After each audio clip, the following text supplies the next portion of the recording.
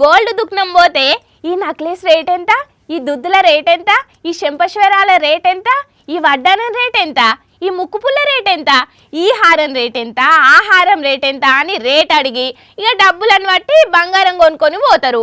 బరాబర్గా అయితే కొనాల్సిన బంగారాన్ని తీసుకొనే పోతారు కదా.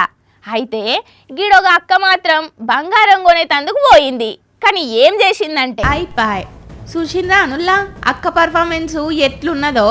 అటు ఇటు చూసింది, బంగారం కొన్నట్టు బిల్డప్ ఇచ్చింది, మాయం చేసింది గంతే. ఇక ఇదంతా పార్ట్ 1 పర్ఫార్మెన్స్ అయితే ఇటు చూడుండ్రి.